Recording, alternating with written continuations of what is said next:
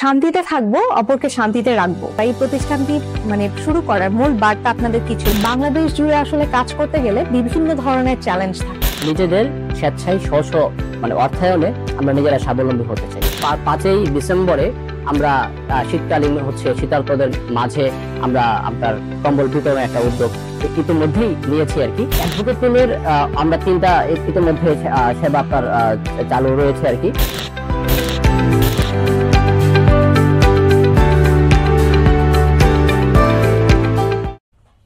আসসালামু আলাইকুম and hello everybody. আমি আছি আপনাদের সাথে আসানানি বিজয়ের কণ্ঠ থেকে। স্বাগতম আজকে আমাদের এই বিশেষ পর্বে। আজ আমরা কথা বলবো এমন একটি সংগঠনের সাথে যারা নিজেদের মূল মন্ত্রকেই বলে শান্তিতে থাকবো এবং অপরকে শান্তিতে রাখবো। 1 মার্চ 2025 খ্রিস্টাব্দে প্রতিষ্ঠিত এই সংগঠনটি বর্তমানে সমগ্র বাংলাদেশ ব্যাপী কাজ করছে। আজ আমরা পরিচিত হব এই প্রতিষ্ঠানেরই সম্মানিত 3 জন ব্যক্তির সঙ্গে। প্রথমেই আমরা পরিচয় হব এই প্রতিষ্ঠানের উদ্যোক্তা বা যিনি প্রধান পর্যায়ে আছেন, ইসমাইল হোসেন সিরাজি ভাইয়ার সঙ্গে। আসসালামু আলাইকুম ভাইয়া। ওয়ালাইকুম আসসালাম। ভালো আছেন? আলহামদুলিল্লাহ ভালো, আপনি কেমন আছেন? আলহামদুলিল্লাহ ভালো। আপনি কাইন্ডলি যদি আপনার পরিচয় দিয়ে বাকি 2 জন সম্মানিত মানুষের সাথে আমাদের পরিচয় করিয়ে দিতেন। জি, আপনাকে অসংখ্য ধন্যবাদ। আমি ইসমাইল হোসেন সিরাজি বলছি, প্রতিষ্ঠাতা, আহ্বায়ক। শান্তিতে থাকবো, অপরকে শান্তিতে রাখবো। আমাদের পাশে আছেন আমাদের অ্যাডভোকেট জাহিদুর রহমান। জি, ভাইয়ার কাছ থেকে আমরা যদি একটু জেনে নেই, ভাইয়া কোন পর্যায়ে আছেন এবং কি করছেন? অ্যাডভোকেট জাহিদুর রহমান, আমি ঢাকা জজ কোর্টে আছি। জি। আর আমি শান্তিতে থাকবো, অপরকে শান্তিতে রাখবো প্রতিষ্ঠার সদস্য সচিব এবং অ্যাডভোকেট টিমের সদস্য। আচ্ছা, আসসালামু আলাইকুম। ওয়ালাইকুম আসসালাম। আপনার সাথে একটু পরিচয় হয়ে নেই। আপনি শান্তিতে থাকবো, অপরকে শান্তিতে রাখবো কোন পর্যায়ে এই প্রতিষ্ঠানের মধ্যে আছে? আমি এই প্রতিষ্ঠানের পরামর্শক এবং অ্যাডভাইজার হিসেবে আছি এবং আমি এদের যে ল টিম আছে সেই টিমেরও একজন মেম্বার। আচ্ছা, ইতিমধ্যেই আমরা তাদের সাথে পরিচয় হয়ে গেলাম। এখন আমরা এই শান্তিতে থাকবো, অপরকে শান্তিতে রাখবো এই প্রতিষ্ঠানের অনেক কিছু নিয়ে গল্প করব এবং অনেক কিছু নিয়ে জানবো আজকের এই বিশেষ পর্বে। শান্তিতে থাকবো, অপরকে শান্তিতে রাখবো, এই কথাটার মধ্যেই যেন একটা শক্তিশালী, একটা সহনশীলতা, একটা ভাব চলে আসে বা একটা বার্তা থাকে।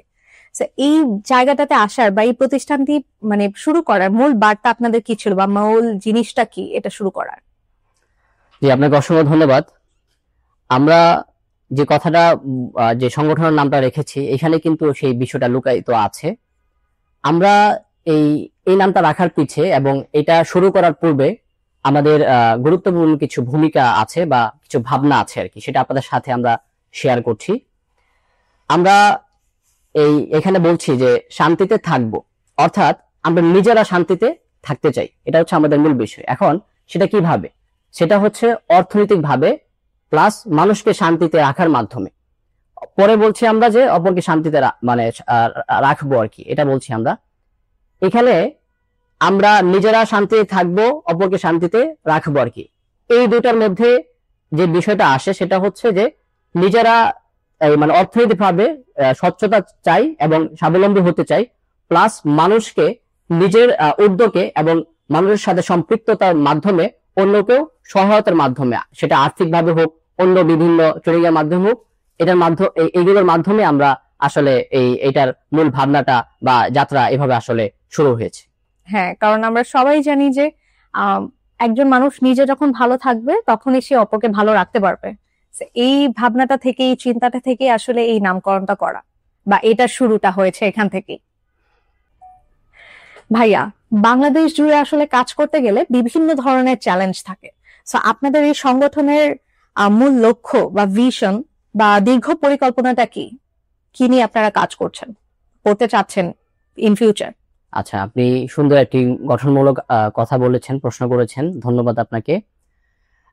আমাদের লক্ষ্য বা ভীষণ, এগুলো যদি আমরা বলতে চাই তাহলে আমরা বারবারই বলছি সব জায়গার মধ্যে যে আমাদের লক্ষ্য হচ্ছে 2টা আমরা কনসেপ্ট নিয়ে কাজ করছি, যেটা আমরা কিছুক্ষণ পূর্বেই বলেছি। আমরা 2টা কনসেপ্টের মধ্যে প্রথম যে কনসেপ্টটা সেটা হচ্ছে আমরা নিজেদের স্বেচ্ছায় অর্থায়নে আমরা নিজেরা স্বাবলম্বী হতে চাই। সেটা কিভাবে? সেটা হচ্ছে যে আমরা এই স্বাবলম্বী কিভাবে হব, সেটা প্রশ্নটা আসে। এই স্বাবলম্বী হওয়ার মাধ্যমটা হচ্ছে অনেকগুলো মাধ্যম, তার মধ্যে সবচেয়ে আমরা এই দীর্ঘমেয়াদী যে পরিকল্পনা করেছি ইতিমধ্যে সেটা হচ্ছে আপনার বিজনেসের মাধ্যমে। আমরা প্রথম যেটা করব সেটা হচ্ছে আপনার একক বিজনেসের দিকে আগাবো অর্থনৈতিক ভাবে। সেটা আমাদের এই ফান্ডিং এর মাধ্যমে হচ্ছে, দুইটা যেহেতু কনসেপ্ট। আমরা প্রথম হচ্ছে একক বিজনেস থেকে স্টার্ট করব। একক বিজনেস থেকে যখন দেখবো আমরা ইমপ্রুভ হচ্ছে, তারপর আমরা যাব হচ্ছে পার্টনারশিপ বিজনেসে। এই পার্টনারশিপ বিজনেস থেকে যখন ইমপ্রুভমেন্ট হবে আমাদের, তারপর আমরা এগিয়ে যাব হচ্ছে জয়েন্ট স্টক বিজনেস। এখান থেকে ধীরে ধীরে আমরা ইন্ডাস্ট্রি বিজনেস সহ, এক্সপোর্ট বিজনেস সহ আরো বিভিন্ন ধরনের বড় বড়দের সাথে আমরা হাত করে আমরা চাচ্ছি যে একটা মালিকানা যেন আমরা সবাই স্ব জায়গা থেকে আমরা হতে পারি। এটা হচ্ছে আমাদের স্বাবলম্বীর খাত আর কি। আর সেকেন্ড যেটা, সেটা হচ্ছে যে এই মানুষকে সেবা করা, এটা হচ্ছে সেকেন্ড। তো এইখানে আমরা যেটা করবো যে আমরা বলছি যে বিভিন্ন সিচুয়েশনে, হ্যাঁ, যেমন ধরেন ফর এক্সাম্পল হচ্ছে শীতকালে আসছে, হ্যাঁ, যেমন আমরা নতুন একটা উদ্যোগ নিয়ে আগাচ্ছি, কিছুদিনের মধ্যে আপনারা জানতে পারবেন, হয়তোবা মিডিয়াতে হয়তোবা আসবে। আমরা এই যে আগামী, আজকে হচ্ছে 2 তারিখ, তো আমরা 5ই ডিসেম্বরে আমরা শীতকালীন হচ্ছে শীতার্তদের মাঝে আমরা আপনার কম্বল বিতরণের একটা উদ্যোগ ইতিমধ্যেই নিয়েছি আর কি। এইভাবে করেই আমরা আপনার নানান ধরনের সিচুয়েশন অনুযায়ী বা পরিস্থিতি অনুযায়ী হচ্ছে আমরা মানব সেবামূলক বিভিন্ন উন্নয়নমূলক কাজ আমরা করে যাব। এবং আমাদের আরো হচ্ছে এখানের মধ্যে আপনার বিভিন্ন ধরনের আপনার ট্রেনিং মূলক বিভিন্ন কোর্স এখান থেকে ছাড়া হয়, যেটা হচ্ছে আপনার ইংলিশ বলেন ফ্রিতে আমরা দিচ্ছি। ইতিমধ্যে অনেক মানুষ এটা পেয়েছে, অলমোস্ট আপনার এই 14 থেকে 15 জনের মতো আপনার এই কোর্সটা ফ্রিতে পেয়েছে আর কি। হ্যাঁ, যেটা আপনার অন্য জায়গায় করতে গেলে আপনার হওয়া লাগতো 15 থেকে 20,000 টাকার মতো, এটা একটা ব্যাপার। পাশাপাশি হচ্ছে এখান থেকে ফ্রিতে আপনার সেলাই মেশিন বিভিন্ন প্রশিক্ষণ পাচ্ছে, সেটা আবার ফ্রিতে। এরকম ভাবে ফ্রিল্যান্সিং সহ আদার্স অনেকগুলো এই সেবামূলক কাজ এখান থেকে ফ্রিতে পাচ্ছে আর কি। তারপরে আপনার আরো আমাদের কাজের মধ্যে এখানে রয়েছে অ্যাডভোকেট টিম, যেটা কিছুক্ষণ পূর্বে আমাদের অ্যাডভোকেট টিমের যারা এই আইনজীবীরা আছে ওনারা বলছিল। অ্যাডভোকেট টিমের আমরা 3টা ইতিমধ্যে সেবা আপনার চালু রয়েছে আর কি। তো সেগুলো ওনারা করছে। যেমন আপনারা জানেন যে এই বাংলাদেশের প্রেক্ষাপটে সহ অন্য জায়গার মধ্যে অ্যাডভোকেটের পরামর্শ নিতে গেলে বা চেম্বারে গেলে আপনার একটা পরামর্শের জন্য তাকে 1000 বা 600 500 বা একটা মানে মোটা অঙ্কের একটা টাকা নিয়ে থাকে আর কি, যেটা আসলে গরিব মানুষের সে বিপদে পড়েছে তার পক্ষে আসলে এমনি সম্ভব হয় না, তো আসলে বিপদ হয়ে যায়। তো আমরা চেষ্টা করছি ওই জায়গাটার মধ্যে কিভাবে করে মানুষকে হেল্প করা যায়, ওটা আমরা এখান থেকে নিশ্চিত করার চেষ্টা করছি আর কি। তারপরে আপনার এখান থেকে আমাদের মাধ্যমে আমরা চেষ্টা করছি যে আমরা যারা এখানে সদস্যরা আছি বা আমরা যারা কাজ করছি এখানে, আমাদের এখানে একটা জব আছে, আমি কিভাবে করে এই জবটা আমাদের যারা মেম্বার আছে বা যারা আমাদের সাথে সম্পৃক্ত আছে তাদের কিভাবে করে এখানে হেল্প করা যায়, সেটা আমরা আমাদের এখান থেকে করছি। ইতিমধ্যে আমাদের এই সংগঠনের পক্ষ থেকে 4 জন আলহামদুলিল্লাহ জব পেয়েছে, আলহামদুলিল্লাহ। পাশাপাশি হচ্ছে আমরা আরো কিছু কাজ করছি, আপনার এই মেডিকেল একটা সাপোর্ট টিম তৈরি করার চেষ্টা করছি, যেখানে আমরা বলছি যে আপনার এই মেডিসিন ডিপার্টমেন্টের একজন এমবিবিএস ডক্টরকে রাখার চেষ্টা করছি, যে কিনা আসলে মানুষের জন্য খাটবে, তাও সেটা আবার ফ্রিতে, বিনামূল্যে। সেটা কি হবে, শুধু যেন মেডিকেল একটা আপনারা পরামর্শ দিতে পারে, এতটুকুই তা আমরা চাচ্ছি যেন এতটুকু মানুষের জন্য সে করে। এবং একজন আইনজীবী আপনার এই মেডিসিন ডিপার্টমেন্টের একজন এমবিবিএস ডক্টরকে খুঁজছি, ইতিমধ্যে যোগাযোগ হচ্ছে আমাদের সাথে কয়েকজনের সাথে। ওইরকম মন মানসিকতা যাদের মধ্যে আমরা পাবো তাদেরকে আমরা এখানে যুক্ত করাবো। আশা করি এটাও প্রক্রিয়াধীন আছে, অতি দ্রুত আশা করছি আমরা এটা হয়ে যাবে। তারপরে পাশাপাশি আরেকটা হচ্ছে, আপনারা জানেন যে বাংলাদেশের প্রেক্ষাপটে এই মুহূর্তে অনেক জায়গার মধ্যে অনেক আপনার এই মানুষ এই হ্যারাসমেন্ট হচ্ছে, প্লাস হচ্ছে আপনার অনেক জায়গার মধ্যে একটা সমস্যা হচ্ছে, বা সে দরিদ্র মানুষ, সে একটা আপনার সাংবাদিকতার হয়তোবা আপনার সেবা পাচ্ছে না। আমরা আমাদের সংগঠনের পক্ষ থেকে চেষ্টা করছি, আমাদের যারা পরিচিত বা আমাদের সাথে যারা যুক্ত আছে আমাদের মধ্যে যদি এরকম থাকে যে সাংবাদিক বা তার পরিচিত সাংবাদিক, আমরা তাদের সাথে কোঅপারেশনের মাধ্যমে চেষ্টা করছি এখানে একটা সাংবাদিক টিমের জন্য এখানে যুক্ত থাকে। তার মাধ্যমে যেটা হবে যে তৎক্ষণাৎ যে কোনো জায়গার মধ্যে সেটা ব্রাঞ্চের মাধ্যমে অন্য জায়গার মাধ্যমে, তার মাধ্যমে যেন এই আপনার গরিব একটা নিম্ন পর্যায়ের মানুষের যেন সে সাংবাদিক সেবাটা পেয়ে থাকে, সেটা আমরা আমাদের এই সংগঠনের পক্ষ থেকে নিশ্চিত করার চেষ্টা করছি। ধন্যবাদ। খুবই ভালো উদ্যোগ, এবং এই সংগঠন থেকে আমরা বুঝতে পারলাম ভালো থাকবো, অপরকে ভালো রাখবো, এই জিনিসটার যতগুলো পর্যায় বা যতগুলো জিনিস প্রয়োজন সবকিছু ইনক্লুডেড আছে। ভাইয়া, আমি এখন জানতে চাইবো যে স্পেসিফিক্যালি কি আপনারা কোন কোন জেলায় কাজ করছেন বা কোনো কি স্পেসিফিক জায়গা আছে? আমরা স্পেসিফিক ভাবে কোনো জেলা ভিত্তিক কাজ করছি না, আমরা সমগ্র বাংলাদেশকে নিয়ে কাজ করছি। আচ্ছা, পুরো বাংলাদেশ জুড়েই আপনাদের প্রতিষ্ঠানটি কাজ করছেন। জি। ঠিক আছে, এখন তাহলে আমি ইতিমধ্যে যেগুলো জানলাম যে আপনারা এই সংগঠনটির মধ্যে একাধিক ধরনের মানে পর্যায়ে কাজ করছেন, সো এর মধ্যে আপনি কোন বিষয়টাকে বেশি গুরুত্ব দিয়ে কাজ করছেন বা কোনটা বেশি ইম্পর্টেন্ট আপনি মনে করছেন যে এই জিনিসটা নিয়ে আমি বেশি গুরুত্বপূর্ণ দিয়ে কাজ করছি বা এই জিনিসটা একটা সেবাটা বেশি দরকার বা প্রয়োজন? আমরা পূর্বেই বলেছি যে আসলে আমরা অনেকগুলো জিনিস নিয়ে কাজ করছি, কিন্তু এই মুহূর্তের মধ্যে যেহেতু প্রতিষ্ঠানও বেশি দিন হয়নি, শুরু হয়েছে আলহামদুলিল্লাহ, তো আমরা এই মুহূর্তে দুটা বিষয়কে খুবই গুরুত্ব সহকারে দেখছি এবং কাজ করছি আর কি। তার মধ্যে হচ্ছে আমাদের সংগঠনের লোকদেরকে কিভাবে করে সফট স্কিল এবং হার্ড স্কিলের মধ্যে আপনার খুব শক্তিশালী করা যায় বা জনশক্তিতে রূপান্তর করা যায়, সেটা আমরা এই মুহূর্তে চেষ্টা করছি অর্থনৈতিক ভাবে, সেটা আমাদের সংগঠনের লোকদেরকে। তারপর দ্বিতীয় যে আমরা সবচেয়ে বেশি চেষ্টা করছি সেটা হচ্ছে আপনার মানুষকে কিভাবে করে আপনার এই সব সেবার সাথে ধীরে ধীরে কানেক্টেড করা যায় আর কি। কারণ আসলে আমাদের আপনারা দেখবেন যে আসলে সমাজের মধ্যে যতগুলো সামাজিক সংগঠন বলেন, ফাউন্ডেশন বলেন, ট্রাস্ট বলেন, ওরা কিন্তু এক একটা স্পেসিফিক একটা কাজ বা দুইটা কাজ নিয়ে কিন্তু আগাচ্ছে, কিন্তু আমাদের যেহেতু বৃহৎ, তো আমরা চেষ্টা করছি আসলে বাংলাদেশের সরকার সহ আমাদের অন্যান্য জায়গার মধ্যে যতগুলো সামাজিক সংগঠন আছে ওরা তো অনেকগুলো কাজ দিচ্ছে। তো দেখা যাচ্ছে যেমন ধরেন ফর এক্সাম্পল একটা মানুষ, আমি যদি উদাহরণ দিই এখানে, যে আপনার বাংলাদেশের সমাজ সেবা দপ্তর থেকে আপনার অনেক 6টা সেবা কিন্তু আসলে সরকার পক্ষ থেকে দেওয়া হয়, যেখানে আপনি হিউজ পরিমাণ একটা অ্যামাউন্ট পাচ্ছেন। এই অ্যামাউন্টটা না পাওয়ার কারণেও অনেক মানুষ দেখা যাচ্ছে, গরিব মানুষ, দরিদ্র মানুষ, তার কাজ না পাওয়ার ক্ষেত্রে সে মারা পর্যন্ত যাচ্ছে। আমরা এরকম অনেকগুলো রিপোর্ট পেয়েছি তো ইতিমধ্যে। তো এরকম বিভিন্ন সেবার সাথে তাদেরকে কিভাবে করে কানেক্টেড করা যায় আর কি, সেটা আমরা চেষ্টা করছি আর কি। আর তৃতীয়ত হচ্ছে আমরা এই যে আমাদের সংগঠনের লোকদেরকে পাশাপাশি আমাদের সাথে যারা ইন ফিউচারে বা ভবিষ্যতে আমাদের সাথে যুক্ত হবে, তাদেরকে কিভাবে এই আপনার লিডারশিপ স্কিলটা বিশেষ করে ডেভেলপমেন্ট করা যায়, এর মাধ্যমে সমাজের মানুষ তার দ্বারাতে এমন হবে যে আজকে আমি আছি, আগামীকাল আমি থাকবো না।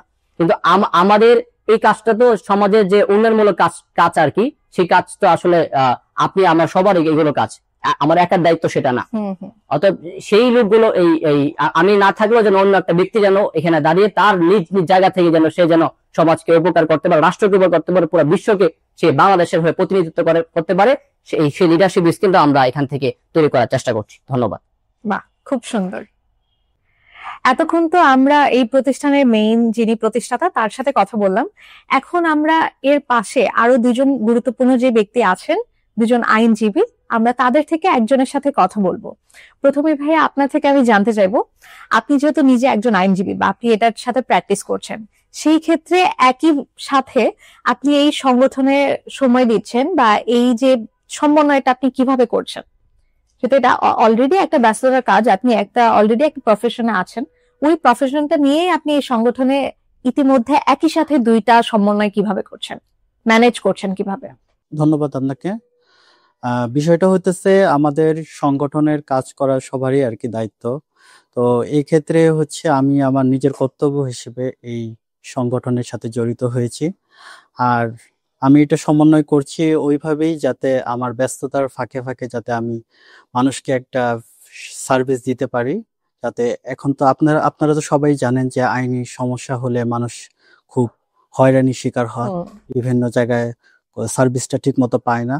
তো সেই ক্ষেত্রে আমি যতটুকু পারি চেষ্টা করছি যে এটা আমি সার্ভিসটা সমন্বয় করার জন্য, ফ্রি অফ সার্ভিস, যাতে আমার ব্যস্ততার ফাঁকে আমি যে অবসর সময়টুকু পাই ওই সময়টুকুতে আমি যেন ওই সার্ভিসটা দিতে পারি, এটা আমি চেষ্টা করছি। মানে মানুষের তো অনেক ব্যস্ততাই থাকে, তার মধ্য দিয়েও যে এই একটা সেবামূলক কাজ করা যায় সেটাই আমরা জানলাম বা বুঝতে পারলাম যে আপনি যতই ব্যস্ত থাকুন না কেন, আপনি নিজে যদি চান যে না আমি সেবামূলক কোনো কাজে আমি সময় দিব, তাহলে এটা পসিবল। এখন আমরা কথা বলবো আইনজীবীদের মধ্যে আরেকজনের সাথে। আসসালামু আলাইকুম। ওয়ালাইকুম আসসালাম। ভালো আছেন আপনি? ভালো আছি। আপনার থেকে আমি জানতে চাইবো যে ভাইয়া যেটা বললেন সেটা অলরেডি সে বলেই দিয়েছে, এটা আমি এক্সপ্লেনও করলাম। একই সাথে যে এই সংগঠনটা নিয়ে আপনার এই আইনের পেশা থেকে আপনার এটা নিয়ে আর পরিকল্পনা কি? আপনি এই সংগঠনটাকে আরো কিভাবে উন্নতির দিকে দেখতে চান, বা আপনার তো অবশ্যই কোনো একটা পরিকল্পনা আছে, সেটা যদি আমাদের সাথে একটু শেয়ার করতেন। ধন্যবাদ আপনাকে চমৎকার একটা প্রশ্ন রাখার জন্য। প্রথমে আমি বলি, আমাদের যিনি উদ্যোক্তা ও একজন ভিশনারি মানুষ, এবং জাহিদ ভাইও আমার একজন ভালো একজন অ্যাডভোকেট হিসেবে আমি তাদেরকে দেখেছি। তো এই যে কোনো উদ্যোগে যদি আগাতে হয়, প্যাশন লাগে, প্যাশন। তো এই ডেফিনেটলি আমাদের এই দুই ভাইয়ের মধ্যেই প্যাশনটা আছে। তো আমি বলবো, বাংলাদেশের যারা নাগরিক তারা এগিয়ে আসতে হবে। এরকম দুইজন বাংলাদেশে যদি নাগরিক থাকে এবং দেশে যদি আরো 50,000 এরকম নাগরিক আমরা তৈরি করতে পারি, দেশ পরিবর্তন হবে। তো সেই চিন্তা আমার মধ্যে জাগ্রত হয়েছে। উনি যখন আমাকে বললেন যে আমার সাথে এই একটা ব্যাপার নিয়ে আলাপ করবে, আমি তখন স্বপ্রণোদিত ভাবে বললাম যে আমি এটার সাথে সম্পৃক্ত হব। আর আমি যেটা সামনে চিন্তা করছি, যেটা ওনাদের সাথে আমার মত বিনিময় হচ্ছে, সেটা হচ্ছে এমন কিছু কিছু উদ্যোগ হাতে নিতে হবে যেটা সেলফ সাস্টেইনিং হবে। মানে আমাদের যারা সদস্য হবে তারা প্রশিক্ষণ প্রাপ্ত হবে, তারা নেতৃত্ব তৈরি করবে, সামাজিক নেতৃত্বে তারা বলিয়ান হবে। যখন সে সামাজিক নেতৃত্বে বলিয়ান হবে এবং তাকে যখন অর্থনৈতিকভাবে আমরা প্রশিক্ষণ দেওয়ার পরে তার কাছে কিছু অর্থনীতির সহযোগিতা আসবে, তখন আমরা কিন্তু ওকে নিয়ে একটা ছোট স্বপ্ন দেখছি, সে নিজেও তার স্বপ্ন দেখছে। সুতরাং এই দুই স্বপ্নকে বাস্তবায়ন করার জন্য এই সংগঠনটা পিছনে থাকবে। এবং এইভাবে আমার মনে হয় যদি বাংলাদেশ ব্যাপী আরো সংগঠন দাঁড়িয়ে যায়, তাহলে দেশ উপকৃত হবে, হাজার হাজার লোক আত্মকর্মসংস্থান পাবে। এবং দিনের শেষে একটা মানুষের মধ্যে, অনেক ইয়াংদের মধ্যে হতাশা আছে যে আমি কি করব, সমাজে তো আমার ইচ্ছা আছে অনেক কিছু করার, কিন্তু আমি এই সমাজে এই ইচ্ছাটাকে আমি পরিস্ফুট করতে পারছি না, আমি কোথায় যাব। তো আমাদের এই সংগঠনের মতো আমাদের এই সংগঠনে তারা আসতে পারে। এবং দেশব্যাপী, যেহেতু আমরা বলেইছি বাংলাদেশের বিভিন্ন অঞ্চলে আমরা কাজ করতে চাই, তো আপনার এই অনুষ্ঠানের মাধ্যমে আমি বাংলাদেশের তরুণদেরকে বলবো আমাদের সাথে সম্পৃক্ত হওয়ার জন্য। এরকম উদ্যমী দুইজন মানুষ আপনার ডান পাশে, আমার ডান পাশে আছে, তারা যদি পারে আপনারাও আমাদের সাথে হয়ে এই কাজটায় সম্পৃক্ত হতে পারেন। তো আগামী বাংলাদেশে আমি যা মনে করি খুব সংক্ষেপে, সেটা হচ্ছে নেতৃত্ব তৈরি করতে হবে। নেতৃত্বের মাধ্যমে সে কর্মসংস্থানে এগিয়ে আসবে, নিজের কর্মসংস্থান তো করবেই, অন্যকেও সে কর্মসংস্থান তৈরি করে দিবে। কারণ একজন নেতা, সামাজিক নেতাই যদি বলি, ব্যবসায়িক নেতা, সে কিন্তু একটা চিন্তা, স্বপ্নকে মানুষের মাঝে নিয়ে যায়, এবং সেই স্বপ্ন যখন শুরু হয়ে যায় তখন তার তো বিভিন্ন পার্টিসিপেন্টস লাগে, তখন সে কর্মর জায়গাটা তৈরি করতে পারবে এবং প্রচুর কর্মসংস্থান তৈরি হবে। তো এই উদ্যোগ হচ্ছে একটা স্ফুলিঙ্গের মতো। এই স্ফুলিঙ্গ বড় আকারে একটি ভলক্যানো, এই ভলক্যানোটা আমরা তৈরি করতে চাই, সামাজিক ভলক্যানো, যেটার অদম্য শক্তি থাকবে, বাংলাদেশ এগিয়ে যাবে। ধন্যবাদ। ইনশাআল্লাহ।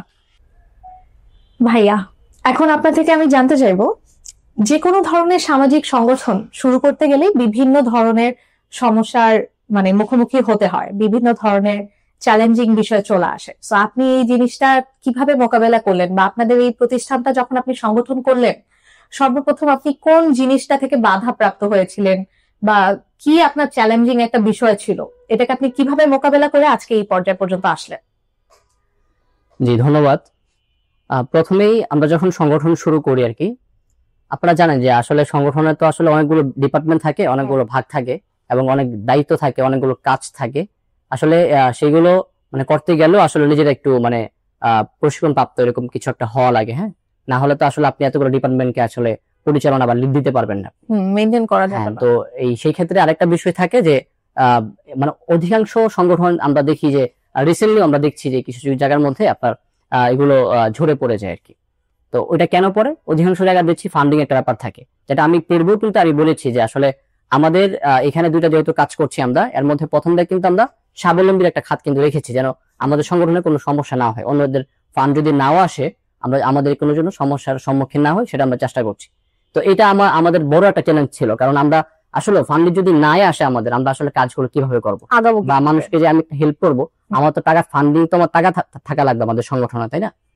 এটা একটা বড় চ্যালেঞ্জ ছিল, যেটা আলহামদুলিল্লাহ আমরা ইতিমধ্যে সমাধান হয়েছে, আমরা সমাধান করেছি, আমাদের মাধ্যমে আমরা সমন্বয় করে এটা কাজ করেছি আর কি।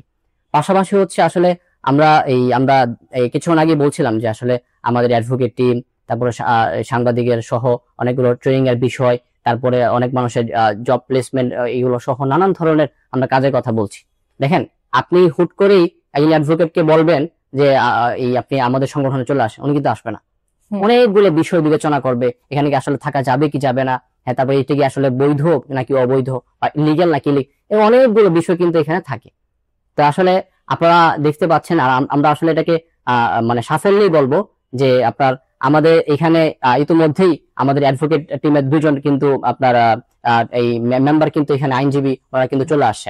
এটাকে আমরা সাফল্য বলবো। এবং আমাদের কিন্তু এই সংগঠন হওয়ার পর থেকে শুরু করে আজকে এই পর্যন্ত, এখানে বসা অবধি পর্যন্ত কিন্তু আমাদের এই সংগঠনের পক্ষ থেকে কিন্তু অনেকগুলো বলতে অলমোস্ট আমাদের 30 প্লাসের মতো আমাদের মানে আইনি সেবা আমাদের এখান থেকে দেওয়া হয়েছে। সেটা আবার ফ্রিতে দেওয়া হয়েছে, পরামর্শ সহ অনেকগুলো কাজ আমরা এখান থেকে ফ্রিতে দিয়েছি। সেটা আসলে আমরা এত স্বল্প সময়ের মধ্যে এতগুলো কাজ আমরা করে ফেলেছি আইনজীবীদের মাধ্যমে, সেটা আসলে আমরা সাফল্যই বলবো। এবং এখানে দেখতে পাচ্ছেন, এখানে 2জন আইনজীবী আছে। এই একজন হচ্ছে ঢাকা জজ করে রানিং আইনজীবী, আরেকজনও হচ্ছে আপনার ঢাকা জজ করে রানিং আইনজীবী। তো ওনাদের মতো এরকম বিজ্ঞ আইনজীবীদেরকে আসলে আমাদের সংগঠনে পাওয়া আসলে আমাদের এটা ভাগ্য আমরা বলবো আর কি। কারণ এটা ছোট একটা সংগঠন, অল্প সময়ের মধ্যে, যেখানে আপনি দেখেন একটা কোম্পানির মধ্যে জাস্ট একজন অ্যাডভোকেটকে এখানে নিয়োগ দেওয়া হয় বা একজন অ্যাডভোকেট থাকে, সেখানে আমাদের ছোট একটা সংগঠনের মতো সামাজিক সংগঠনের মধ্যে 2 বিলিয়ন অ্যাডভোকেট ইতিমধ্যে এখানে আপনারা দেখছেন, আরো আছে আমাদের। এইটা তো আসলে আমাদের বিশাল ব্যাপার, এটা আমরা মনে করছি আর কি। তো এটা আমাদের চ্যালেঞ্জ ছিল যে আমরা আসলে পাবো কি পাবো না, তবে আল্লাহর বিশেষ একটা রহমতে আমরা এটা পেয়েছি আর কি।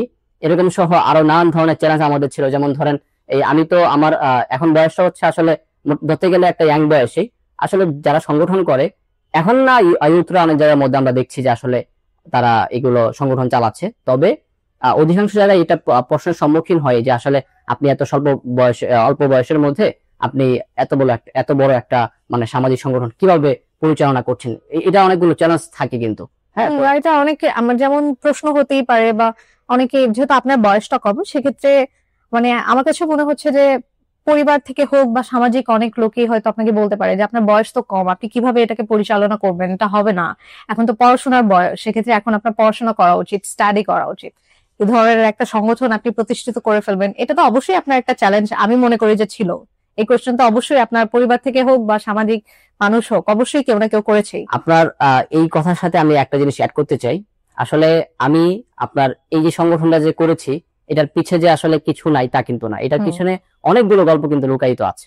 যেমন আমি যদি আপনাকে বলতে চাই একটা কথা, কিছুক্ষণ আগে আমি বলছিলাম যে ব্লাডের ব্যাপারটা। হ্যাঁ, আমাদের আরেকটা সহযোগী সংগঠন আছে, ওটারও কিন্তু আমি প্রতিষ্ঠাতা হিসেবে কাজ করছি। ওটা ব্লাড নিয়ে কাজ করে, আপনার শুধুমাত্র ঢাকা জেলাতে কাজ করে কিন্তু।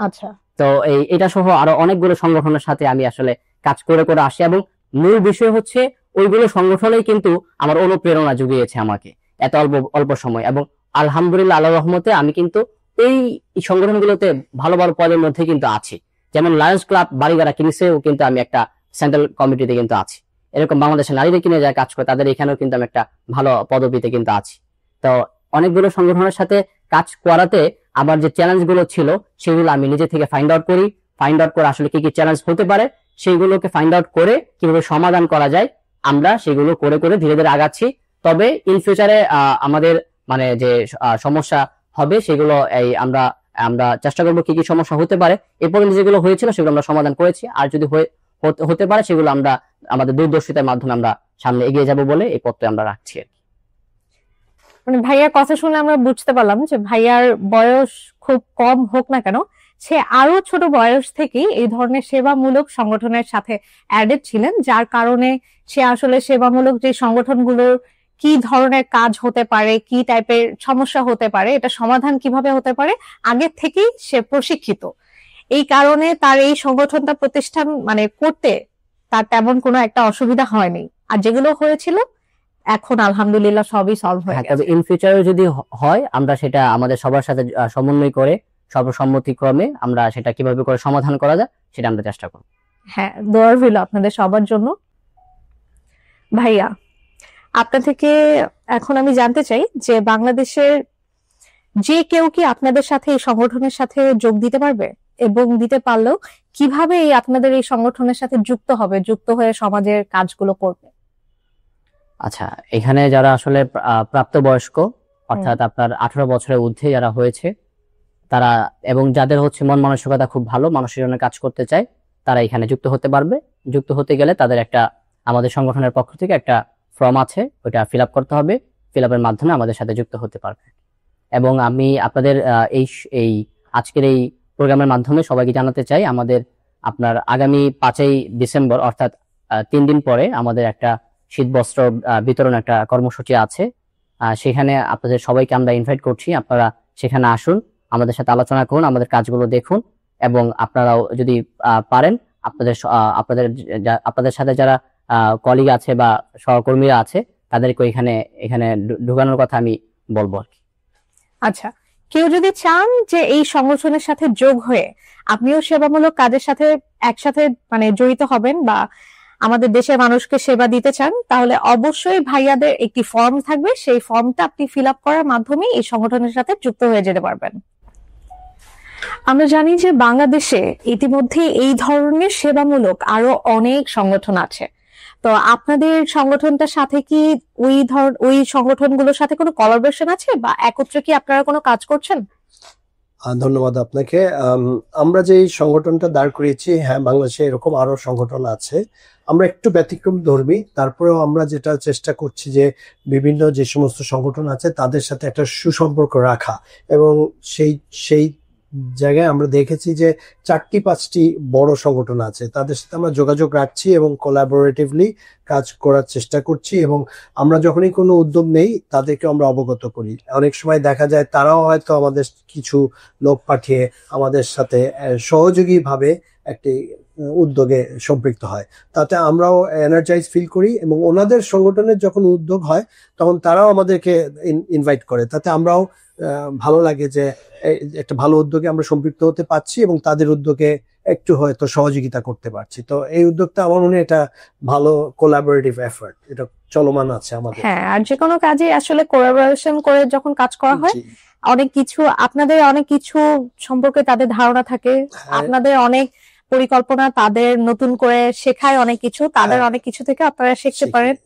আর এর সাথে আমি আরেকটা জিনিস অ্যাড করতে চাই, সেটা হচ্ছে যে যখন আপনি বিভিন্ন মুখী চিন্তা সামনে যান তখন সেখান থেকেও কিছু চ্যালেঞ্জ থেকে আপনিও শিখেন এবং অন্যরাও আপনার কর্মসূচির মধ্যে অন্তর্ভুক্ত হয়, তারাও কিছু শিখে।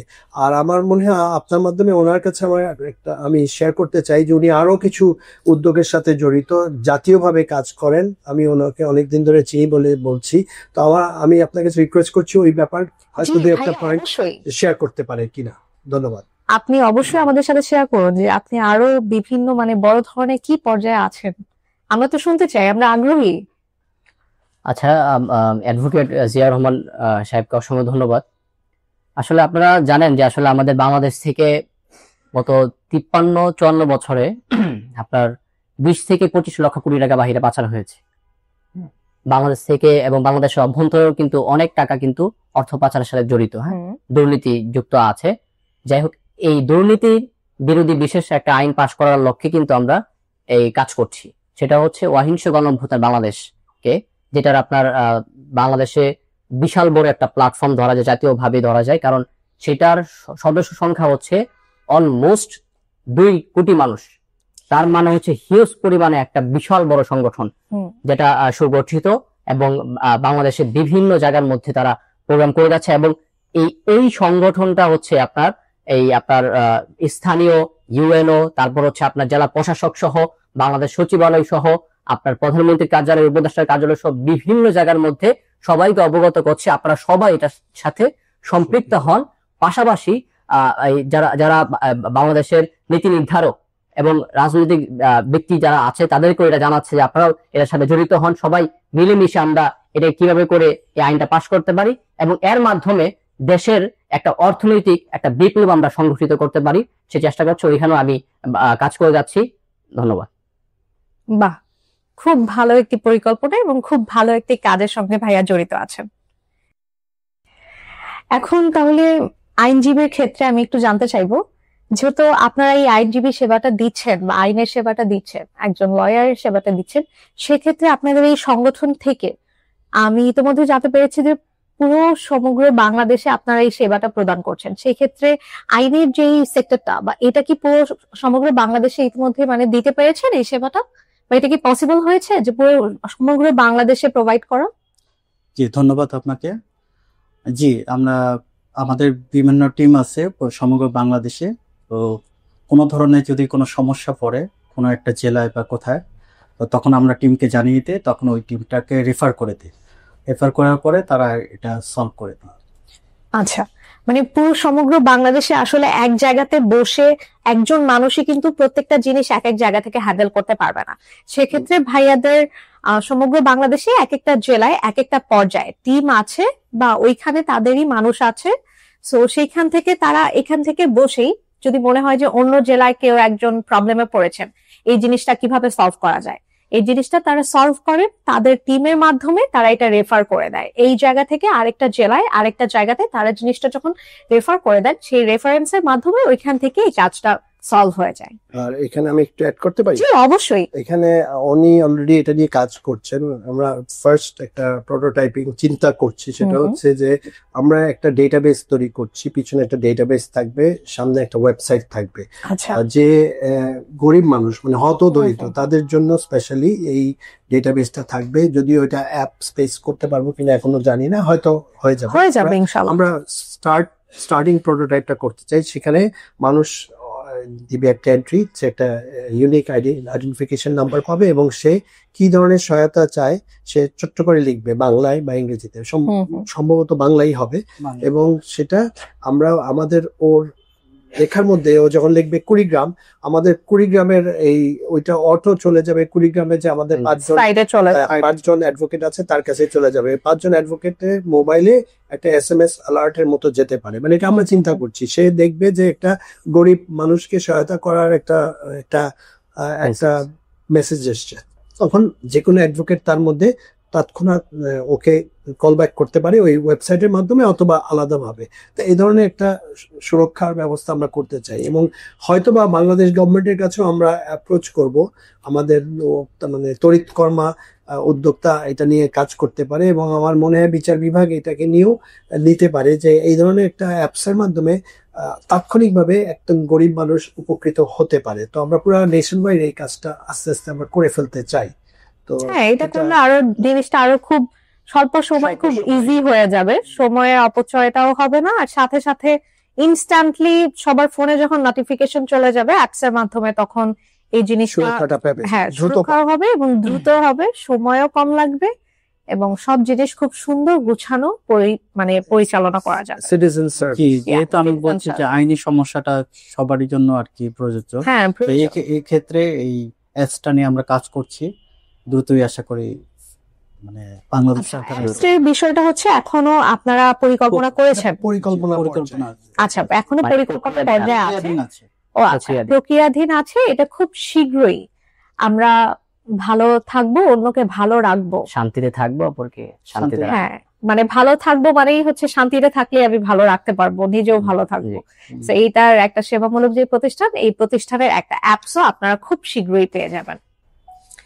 আমরা পর্বের একদম শেষ পর্যায়ে আছি, তাই এই সংগঠনের 3 জন ব্যক্তি থেকে আমরা জানতে চাইবো যে আপনাদের বাংলাদেশের তরুণ সমাজ বা বাংলাদেশের মানুষদের জন্য বিশেষ বার্তা কি? জি, আপনাকে ধন্যবাদ। আমরা যেহেতু আপনার সফট স্কিল, হার্ড স্কিল সহ অনেকগুলো ট্রেনিং এখান থেকে দেওয়া হচ্ছে, পাশাপাশি অনেকগুলো উন্নয়নমূলক কাজ করা হচ্ছে। আমরা তরুণ সমাজকে এই বার্তাটাই দিতে চাচ্ছি যে তারা যেন আমাদের এই সংগঠনের সাথে যুক্ত হয় এবং তারা যেন সমাজকে এবং রাষ্ট্রকে উপকৃত করতে পারে আমাদের সাথে সম্পৃক্ত হয়ে, সেটা আমরা তাদেরকে বার্তা দিচ্ছি।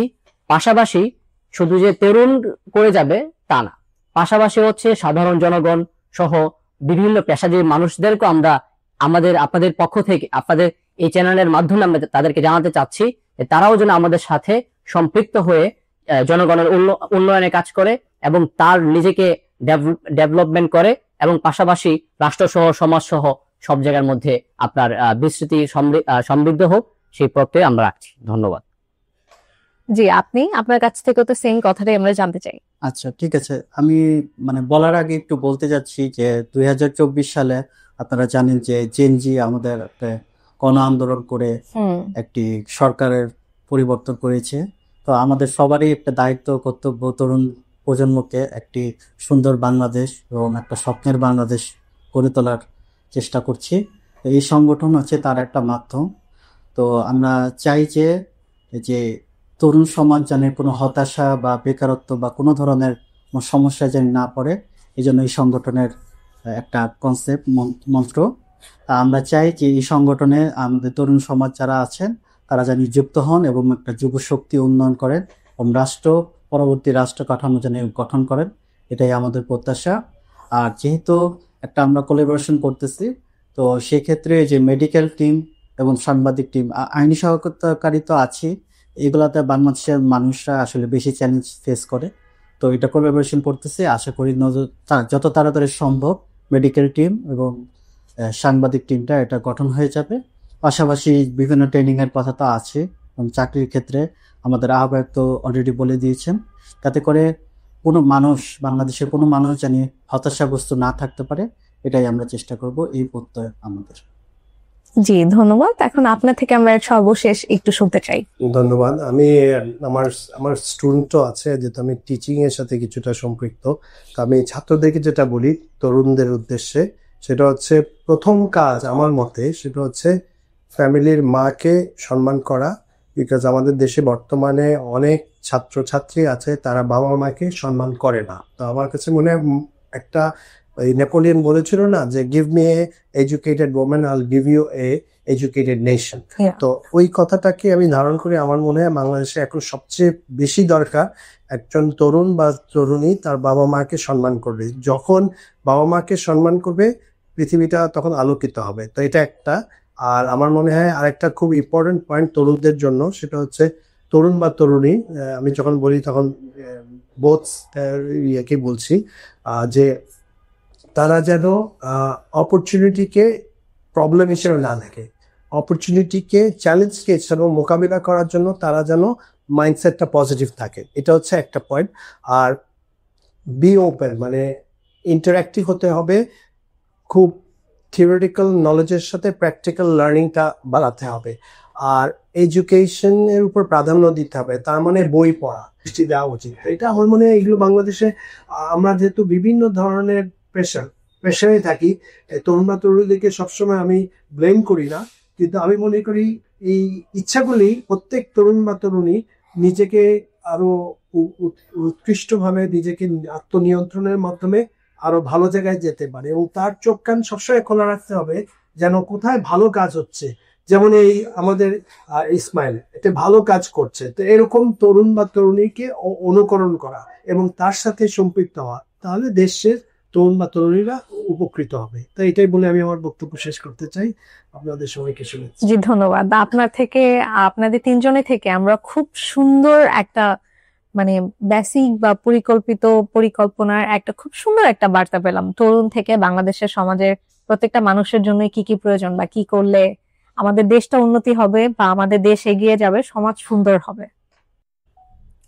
ধন্যবাদ আপনাদের তিনজনকে আমাদের এত সুন্দর করে সময় দেওয়ার জন্য এবং আপনাদের এই সংগঠনের বিশেষ যে দিকগুলো, সাধারণ মানুষের জন্য যে সুযোগ সুবিধাগুলো আছে সেগুলো আমাদের দর্শকদের সাথেও শেয়ার করার জন্য। ধন্যবাদ আপনাকেও। শান্তিতে থাকবো, অপরকে শান্তিতে রাখবো, এই মূল মন্ত্রটি শুধু একটি নামই নয়, বরং একটি জীবন দর্শন।